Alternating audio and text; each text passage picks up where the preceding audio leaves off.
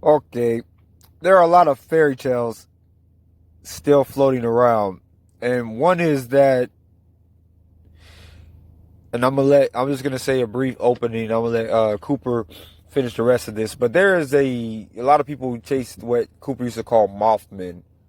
Another one of those Mothmen are things that people believe that aliens are fallen demons and fallen angels and stuff like that.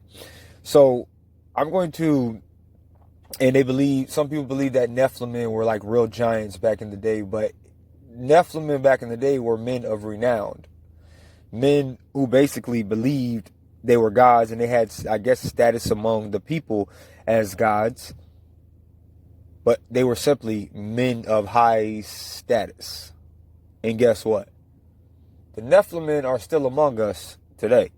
So I'm going to do after I let Cooper do this video, my next upload is going to be a take to the people who truly believe that, demons and, or people, to you people who believe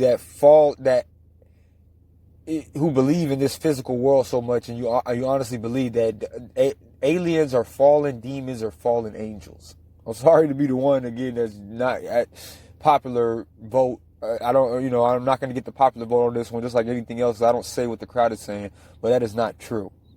We fight a spiritual battle. Again, I'm not trying to preach. That's what I hate. After this, and my next video is going to be my last thing about this, but you people are being misled into chasing all of these things, and you go off and do it. You chase all of these things just like you chase you still fight over religion, or you still fight over what candidate is you want to pick for the president, or you still fight over things that you don't even have any control of. Like, you don't even vote. Your vote for the president doesn't count because the electoral college is the votes that, so I don't understand why you follow all of these things. You believe it because everybody else believes it, but you have to get a sense about yourself and an understanding of yourself, and do your own research and stop listening to what everybody else is saying. You have to do a search on your own. And I hope you do. But if you don't, again, that's your choice. The allegiance of the beast to French Freemasonry is confirmed in Scripture. You may recall that French Freemasonry declared in 1877 that there is no God. It proclaimed its secular humanism in the motto, quote, "to the glory of humanity," end quote. Likewise, the beast regards no God, and like French Freemasonry, which made a god of humanity, the beast then exalts himself and magnifies himself above every god, thus fulfilling Scriptures. Is there further scriptural evidence to support this interpretation of the nature of the beast? Dr. Alfred Rehrwinkel, in his book entitled The Flood, published in 1952, says that Jesus prophesied an end of the age world of atheist humanists. Listen carefully. In Matthew chapter 24, verse 37, Christ tells his disciples that the last days will be as it was in the days of Noah.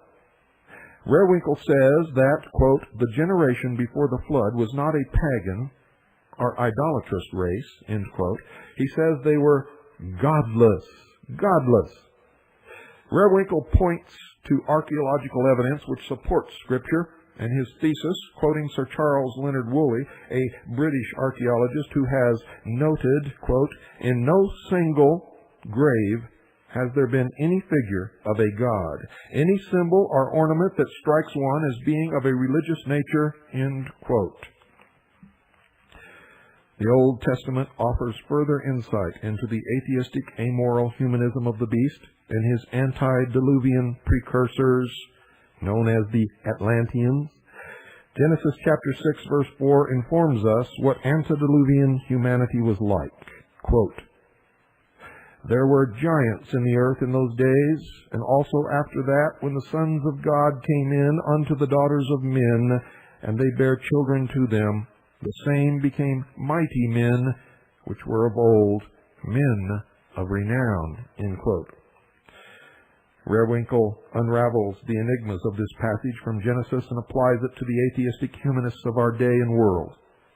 Quote, "The Hebrew word Nephilim means more than what we understand by the term giant.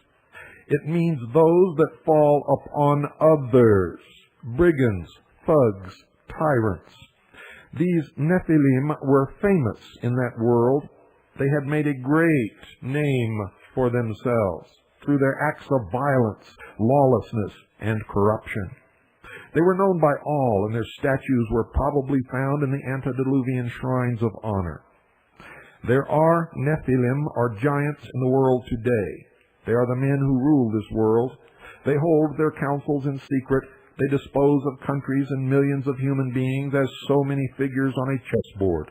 They confiscate property that does not belong to them and condemn millions of innocent people to a horrible death of misery and starvation. They blot out whole cities of men, women, and children with hell-born missiles of death, but they are applauded as great men and renowned, and their portraits and statues are given a place of honor in the halls of fame in our world today." End quote. Rehwinkel suggests that the sons of God were not supernatural beings, but powerful men who considered themselves as gods, exactly as it was stated in the Garden of Eden. A humanistic philosophy which follows atheism.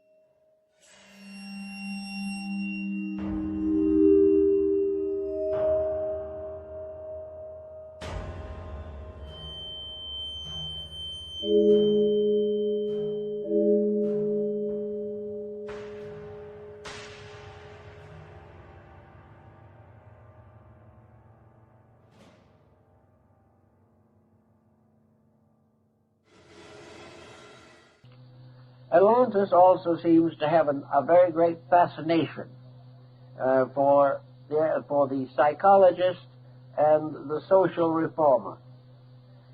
Is it true that a civilization existed long ago which knew what we do not know today? Is there something lost in our way of life because it disappeared under the waters of the Atlantic so far back in our story? Is it true that there were giants upon the earth in those days, mental giants, that had skills and abilities which they had derived from the studies of esoteric matters?